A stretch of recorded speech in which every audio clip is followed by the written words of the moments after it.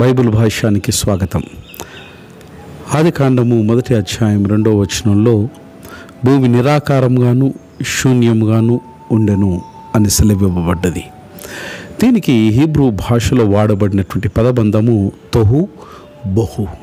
ఇది ఆంగ్ల మాధ్యమంలోనికి తర్జుమాలో formless void అనేటువంటి పదము వాడబడ్డది.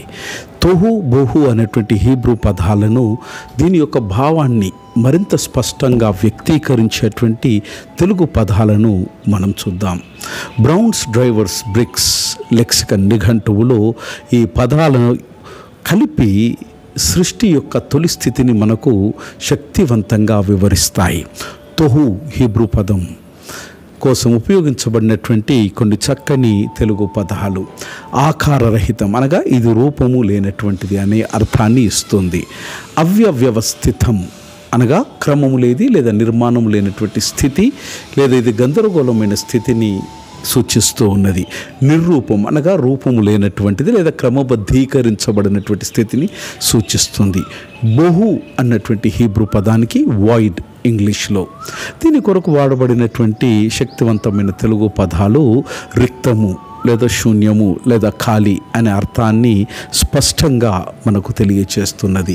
రెండవది సారహీనం అనగా సారము లేనటువంటిది లేదా ముఖ్యమైన అంశాలు లేనటువంటి విషయం అని సూచిస్తుంది. నిస్సారము ఇది కూడా సారం లేకపోవడాన్ని సూచిస్తుంది. అభావము అంటే ఉనికిలోనికి లేకపోవడం లేదా లేమి అనేటువంటి అర్థాన్ని ఇస్తుంది. తోహు బోహు ఫామ్లెస్ వాయిడ్ నిరాకారంగాను మరియు శూన్యంగాను ఉండేననేటువంటి ఈ రెండు పదాలను ఈ విధంగా మనము చూడవచ్చు. ఆకారరహితం రిక్తము లేదా అవ్యవస్థితం మరియు సారహీనం.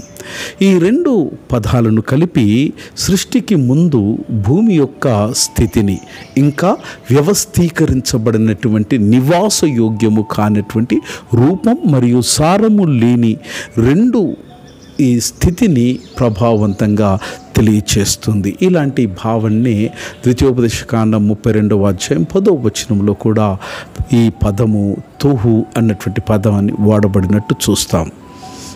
ఆకారము లేకుండా లేదా నిరాకారముగా ఉండి శూన్యంగా జీవితం ఉన్నదని బాధపడుతున్నావా నేస్తమా? నిరాకారమైన దానికి ఆకారాన్ని, ఆకారముతో ఆశీర్వాదాన్ని, రూపము లేనటువంటి శూన్యములో నుంచి సుందరమైనటువంటి సృష్టిని చేసిన దేవుడు నీకున్నాడు. దిగులు పడకము.